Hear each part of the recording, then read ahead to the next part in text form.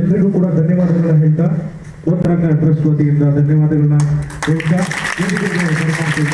ತ್ಯಾಗರಾಜರವರು ಕೂಡ ನಮ್ಮ ಶ್ರೀ ಶಶಿಕಿರಣ್ ರವರ ಜೊತೆಗೆ ಸುಮಾರು ವರ್ಷಗಳನ್ನ ಇಟ್ಟು ಅವರಿಗೆ ಸಾಥ್ ಕೊಡ್ತಾ ಇದ್ದಾರೆ.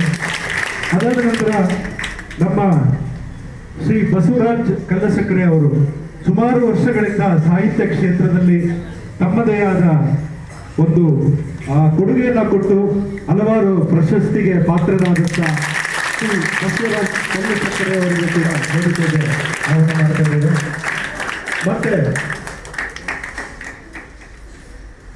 ಮತ್ತೆ ಬಹು ಮುಖ್ಯವಾಗಿ ನಮ್ಮ ಶ್ರೀ ಅಡಿಗ ಸರ್ ಅವ್ರಿಗೆ ಹೇಳ್ಬೇಕಂದ್ರೆ ಹೇಳುವಂತ ಪದಗಳೇ ಇಲ್ಲ. ಅವರು ಕೂಡ ಸುಮಾರು ವರ್ಷಗಳಿಂದ ಹಲವಾರು ಕ್ಷೇತ್ರದಲ್ಲಿ ಬಹುಮುಖ ಪ್ರತಿಭೆಯಾಗಿ ಹಲವಾರು ಪ್ರಶಸ್ತಿಗಳನ್ನ ತೆಗೆದು ನಮ್ಮ ಕರ್ನಾಟಕಕ್ಕೆ ಒಂದು ಉತ್ತಮವಾದ ಕೊಡುಗೆಯನ್ನ ಕೊಟ್ಟಿದ್ದಾರೆ ಅಂತ ಹೇಳೋದಕ್ಕೆ ಹೆಮ್ಮೆ ಆಗ್ತದೆ. ಅವ್ರಿಗೂ ಕೂಡ ವಿಶೇಷವಾದ ಧನ್ಯವಾದಗಳನ್ನು ಹೇಳ್ತಾ ಇದ್ದೇನೆ. ಪ್ರತಿಭಾ ಕಾರ್ಯಕ್ರಮವನ್ನ ಈ ಸ್ಪರ್ಧೆಯನ್ನ ಏರ್ಪಡಿಸಬೇಕು, ತಮ್ಮ ಒಂದು ಬೆಂಬಲ ಬೇಕು ಅಂತ ಹೇಳಿದಕ್ಕೆ ಎರಡು ಮಾತಿದೆ. ಇನ್ನೊಬ್ರು ಏನ್ ಹೇಳ್ತಾರೆ ಅಂದ್ರೆ, ಸುಮಾರು ಜನ ನಾನು ಯೋಚನೆ ಮಾಡಬೇಕು, ಸ್ವಲ್ಪ ಸಮಯ ಕೊಡಿ, ಆಮೇಲೆ ಬನ್ನಿ, ಇವಾಗ ಬನ್ನಿ ಅಂತ ಹೇಳೋ ಈಗಿನ ಕಾಲದಲ್ಲಿ ನಾವು ಈ ತರ ಮಾಡ್ತಾ ಇದೀವಿ ಅಂತ ಹೇಳಿದ ತಕ್ಷಣ ಯಾವುದೇ ಒಂದು ಸೆಕೆಂಡ್ ಥಾಟ್ಗೆ ಎರಡನೇ ಇದಕ್ಕೆ ಹೋಗದೆ ನೀವು ಮಾಡಿ, ನಾವು ಇರ್ತೀವಿ, ನಿಮ್ಮ ಬೆಂಬಲವಾಗಿ ನಾವು ಇರ್ತೀವಿ ಅಂತ ಹೇಳಿದಂತ ಶ್ರೀ ಅರುಣ್ ಸರ್ಗೂ ಕೂಡ ಒಂದು ವಿಶೇಷವಾದ ಧನ್ಯವಾದಗಳನ್ನು ಹೇಳಕ್ಕೆ ಇಷ್ಟಪಡ್ತಾ ಇದ್ದೀವಿ. ಅಷ್ಟೇನಾ?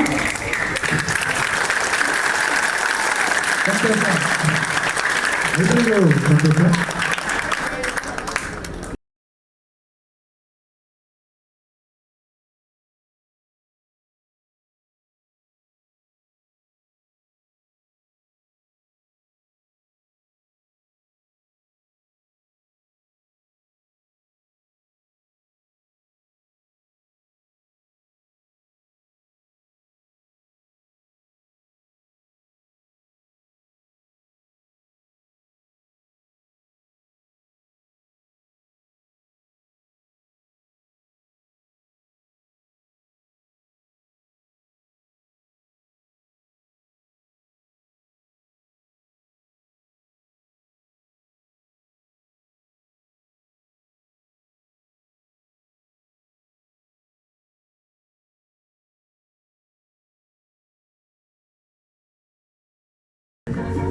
ಅತಿಥಿಗಳಿಗೆ ನಮ್ಮ ಭಾವನಾಂತರಕ ಟ್ರಸ್ಟ್ ಗುರುಗಳಾದ ಶ್ರೀ ಅಶ್ವಥ್ ರವರಿಗೆ ಪುಷ್ಪಾರ್ಚನೆ ಮಾಡಬೇಕಾಗಿ ಒಂದು ವಿನಂತಿ ಮಾಡ್ತಾ ಇದ್ದೀನಿ.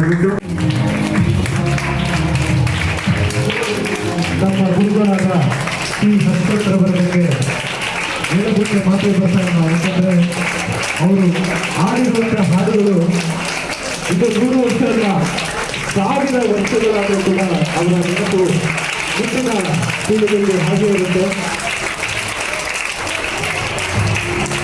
ಅವರು ಸಂಗೀತ ಕ್ಷೇತ್ರಕ್ಕೆ ಕೊಟ್ಟಿರುವಂತಹ ಕೊಡುಗೆ ಅಪಾರ ಅಂತ ಹೇಳಬಹುದು. ಅವರ ಒಂದು ಆಶೀರ್ವಾದದಲ್ಲಿ ನಡೀತಿರುವಂತಹ ಟ್ರಸ್ಟ್ ನಮ್ಮ ಭಾವನಾಂತರಕ ಟ್ರಸ್ಟ್.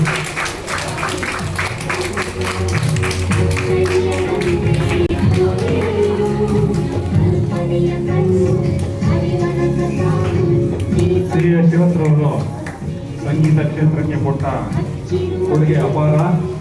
ಅವರು ಗಾಯಕರು ಹೌದು, ಸಂಗೀತ ನಿರ್ದೇಶಕರು ಹೌದು, ಮತ್ತೆ ಅಷ್ಟೇ ಅವರು ಸಂಗೀತ ಕ್ಷೇತ್ರಕ್ಕೆ ಶಿಷ್ಯ ಬಳಗವನ್ನು ಬಿಟ್ಟವರಂತವರು.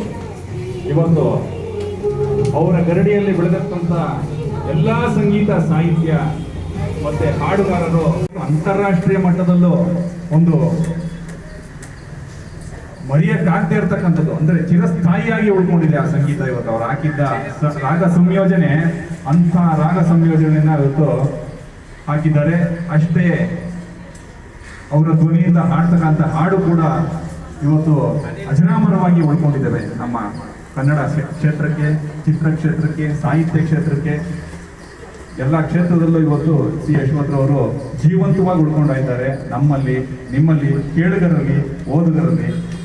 ಹೀಗೆ ಅವರ ನೆನಪಿನಲ್ಲಿ ನಾವು ಭಾವನಾಂತರಂಗ ಟ್ರಸ್ಟ್ ಅನ್ನು ಸ್ಥಾಪನೆ ಮಾಡಿ, ನಾವು ಸಮಾನ ಮನಸ್ಕರು ಎಲ್ಲರೂ ಸ್ಥಾಪನೆ ಮಾಡಿ ಈ ರೀತಿಯಲ್ಲಿ ಒಂದು ಸಣ್ಣ ಸಣ್ಣ ಕಾರ್ಯಕ್ರಮಗಳನ್ನು ನಾವು ಮಾಡಿಕೊಂಡು ಮುಂದುವರಿಸ್ಕೊಳ್ತಾ ಬಂದಿದ್ದೀವಿ.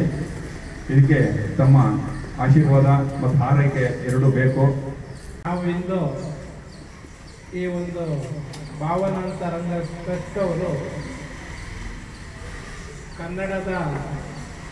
ಕರ್ನಾಟಕದ ಹಲವಾರು ಮಾಹಿತಿಗಳನ್ನ ಸಂಗ್ರಹಿಸಬೇಕು. ಮಕ್ಕಳಿಗೆ ಇವತ್ತು ನಡೆಸಿದ್ದು ಸ್ಪರ್ಧೆ ಇಲ್ಲ, ತಿಳುವಳಿಕೆ ಅಂತ ತಿಳ್ಕೊಬೇಕು.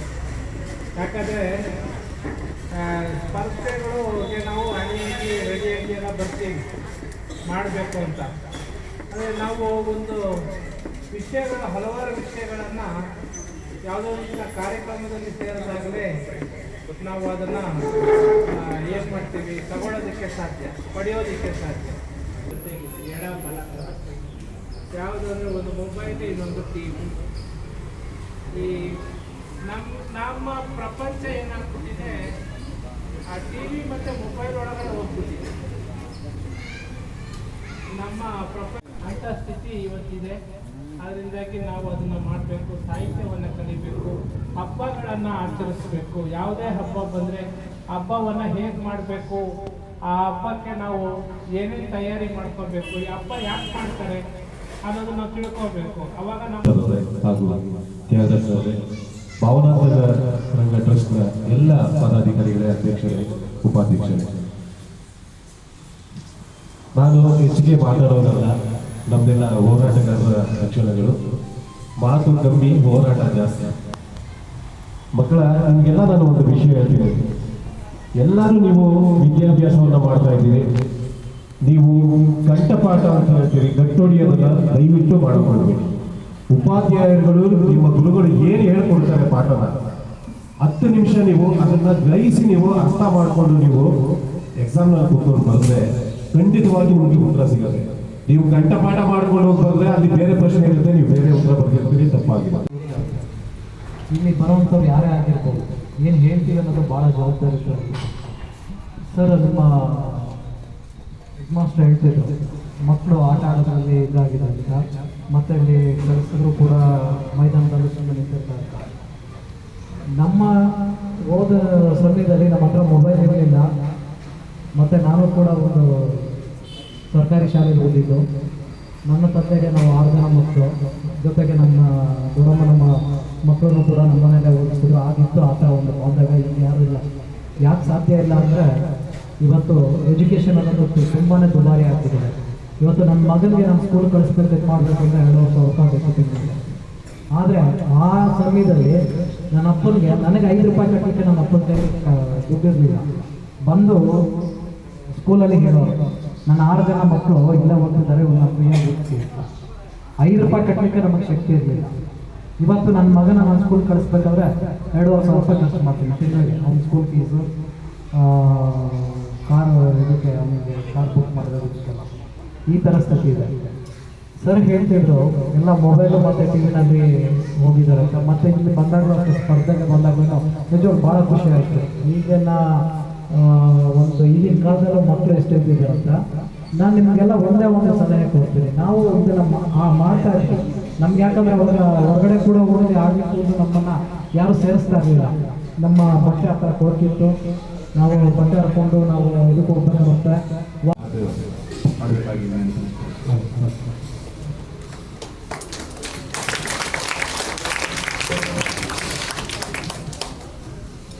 ವೇದಿಕೆ ಮೇಲೆ ಇರುವಂತಹ ಎಲ್ಲ ಗಣ್ಯರೇ,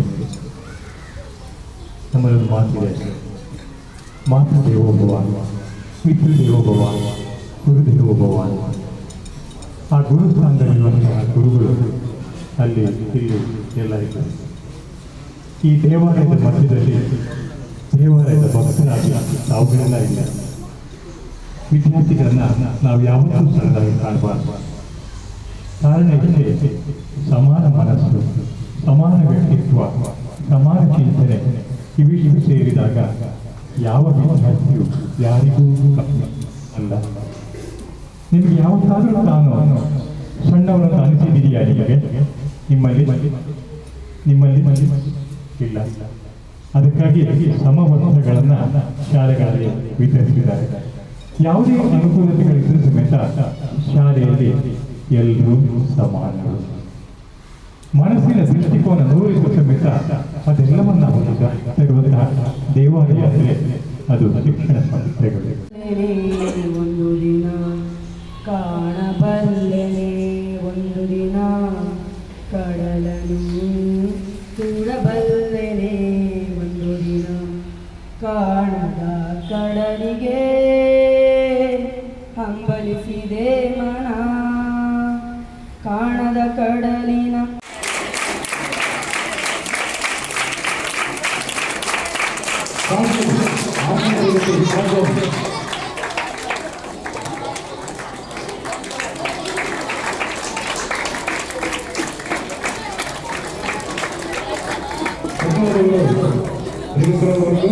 ಈಗ ಮುಂದಿನದಾಗಿ ವೆಂಕಟೇಶ್ವರ ಬರಬೇಕು ನಮ್ಮ ಕಾರ್ಯದರ್ಶಿಗಳು ಇವರು